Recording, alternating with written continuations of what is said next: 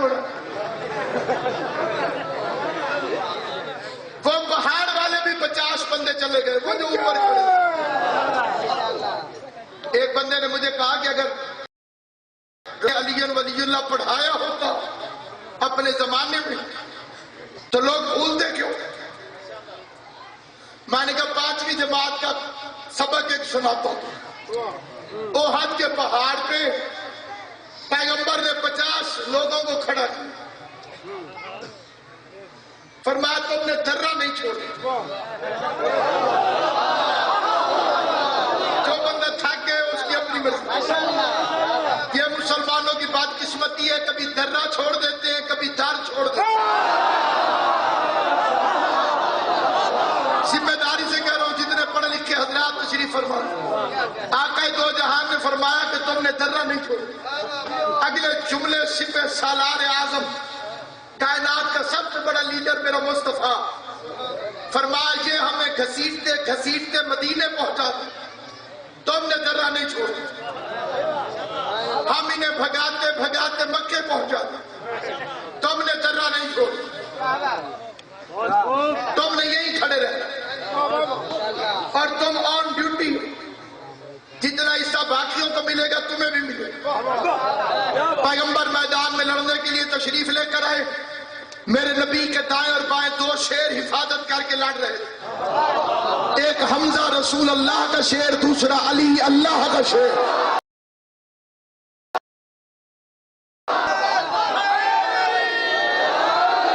اگلے بندے میں یا علی آخر.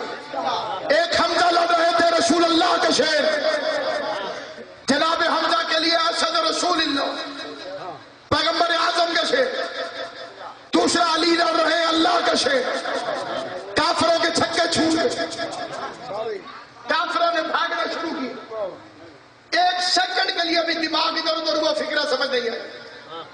ادھر سے حمزہ لڑ رہے ہیں, ادھر سے علی, درمیان میں پیغمبر.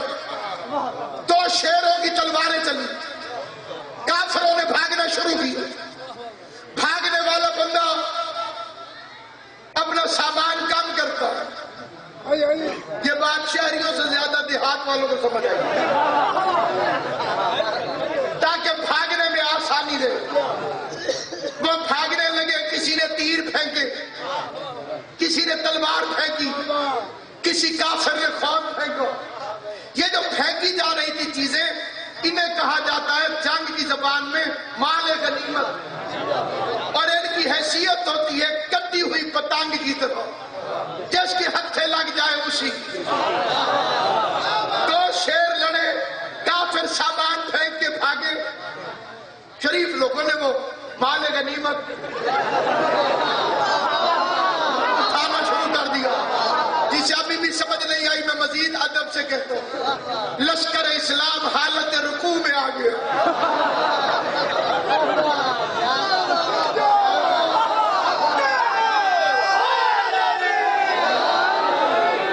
انصاف چاہتا ہوں, انصاف. وہ جو اوپر بندے کھڑے ہوئے تھے, اب بدبختی یہ کہ اوپر والے کو نظر بھی صاف آتا. اتنا نیچے کھڑے ہو کے صاف نظر نہیں آتا جتنا اوپر.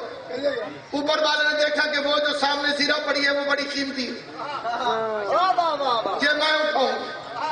تھوڑی دیر ہوئی, ایک اور دوسرے رضی اللہ ہے وہ اٹھا کے چلے گئے.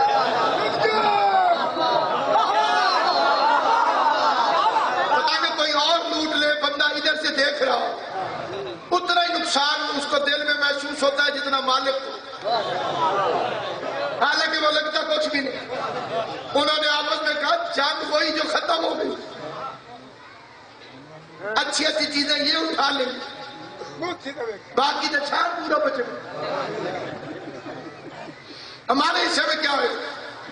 وہ کہا چلو ہم بھی جا کے لوٹیں خود. ایک بندے نے یاد بھی دلایا وہ شیعوں کا رشتہ دار نہیں, اس نے حضور نے فرمایا تھا ذرہ نہیں چھوڑنا. اس کے کردار پہ ہمارے کروڑوں سلام. 50 میں سے 48 اتر گئے, 2 کھڑے. وہ جو 2 کھڑے رہے وہ صحابی ہیں. جسے میری بات سمجھ آئے وہ بندہ بولے. عظمت ان کی ہے کہ جنہوں نے حکم رسول کی اطاعت کی وہ کھڑے رہے, پھر ولید کا لشکر ان کی لاشوں کے اوپر سے گزر کے آیا اور اس نے مسلمانوں پہ آ کے حملہ کیا. 48 لوگوں نے درے کو چھوڑ دیا, 48 لوگوں نے درے کو چھوڑ دیا, 48 لوگوں نے درے کو چھوڑ دیا. کس کی خاطر؟ کسی نے تلوار کی خاطر, کسی نے نیزے کی خاطر, کسی نے خود کی خاطر, کسی نے بھاگتے ہوئے کافر کے سامان کی خاطر. غیرت مند مسلمان سر پہ قرآن رکھ کے فیصلہ کر, جو لوگ نبی کی آنکھوں کے سامنے, جو لوگ نبی کی آنکھوں کے سامنے 4 ٹوٹی ہوئی تلواروں کے پیچھے حکم محمد کو بھول سکتے ہو, وہ نبی کی آنکھیں بند ہونے کے بعد تخت خلافت کے لالچ میں علی رضی اللہ کو بھولو.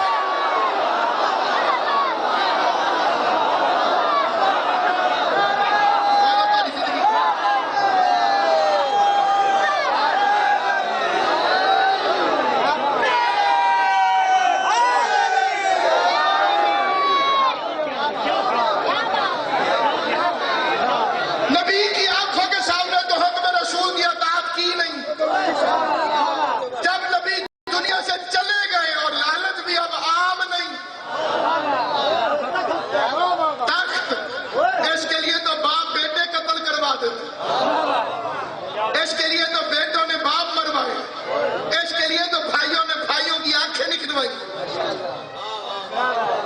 یہ پوری تاریخ ہے, تخت کی تاریخ بڑی بھیانک تاریخ. بس سامعین گرامی قدر, وہ پیچھے سے آئے, وہ جو درہ خالی ہو, اب جو شریف آدمی چیزیں اٹھانے میں مصروف ہو اس پہ حملہ ہو جائے, بس وہ آگے نکل پڑے. جیسے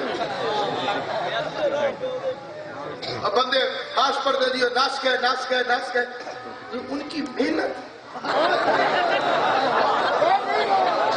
کوئی جو حاجی صاحبان بیٹھے ان سے پوچھو جا کے دیکھیں وہ پہاڑ پہ چڑھنے والے بالکل سیدھے, اور یہ ان کی ہمت ہے وہ چڑھ گئے.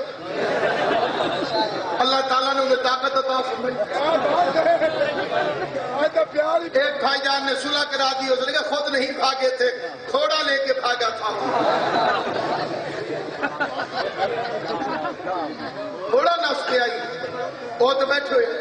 شبلی نعمانی نے نام بھی لکھا ہے اور میں احترام میں نام نہیں لوں گا. شبلی نعمانی فرماتے ہیں کہ حضرت فلاں رضی اللہ تعالی عنہ سب سے آخر میں بھاگے.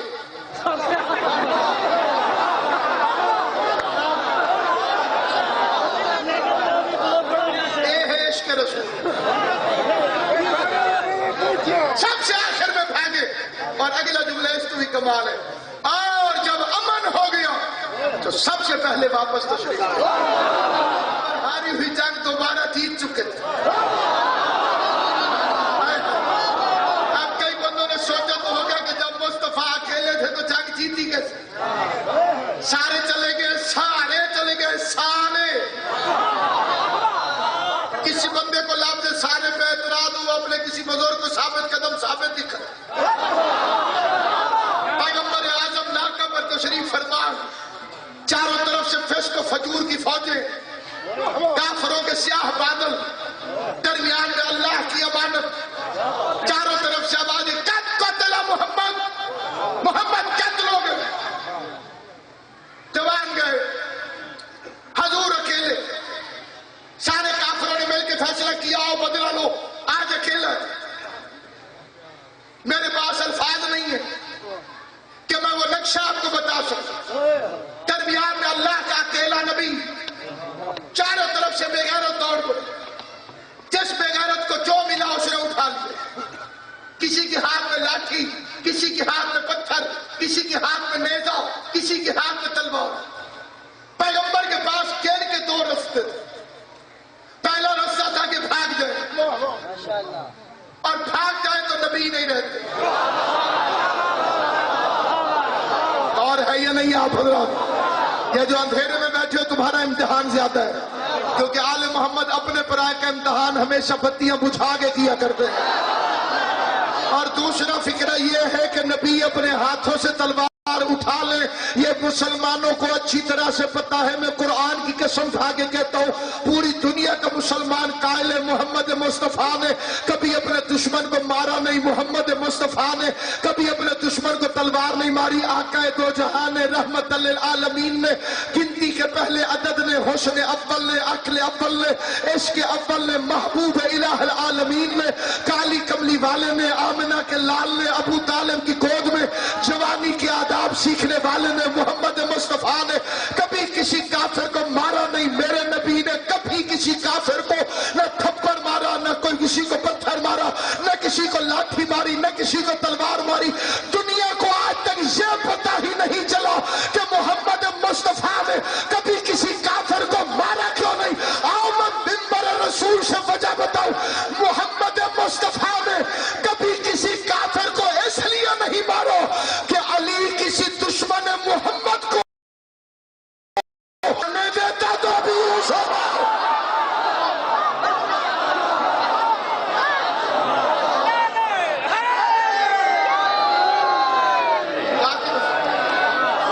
وہ آنے دیتا کریم کو کوئی مار. چاروں طرف سے کافر اکٹھے ہوئے, درمیان میں آمنہ ڈال سید عرب والعجم, اتنا قریب آ گئے, اتنا قریب کیا وہ ان کے پتھر حضور کو لگنے لگے. پڑھے لکھے لوگ ان کے دور سے مارا ہوا پتھر نہیں لگتا. بھائی پتھر یہاں سے مارے بندہ دور پہنچے گئے نہیں تو لگے گئے.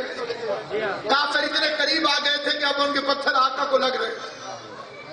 قریب پہنچ کر انہوں نے اپنی تلواروں کو یوں کر, اب تلواریں یوں ہو گئی تو اس کا مطلب یہ ہے کہ یہ نیچے ہوئی تو خدا نہ خواستہ بدن رسالت کے ٹکڑے ہو جائے.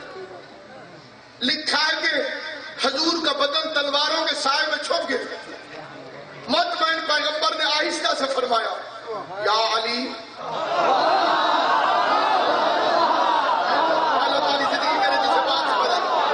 جسے لاب سمجھ آیا حسین کی ماں اسے آج عطا فرمائے.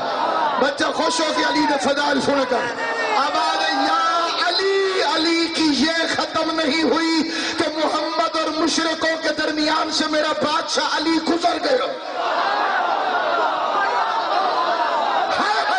مشرق اور محمد مصطفیٰ, بسم اللہ بھائی نور بلان, مشرق اور محمد مصطفیٰ کے درمیان سے میرا بادشاہ علی گزر گیا. علی کا گزرنا تھا کہ کٹ کٹ کے مشرقوں کے سر محمد پہ صدقہ ہونے لگے. علی نے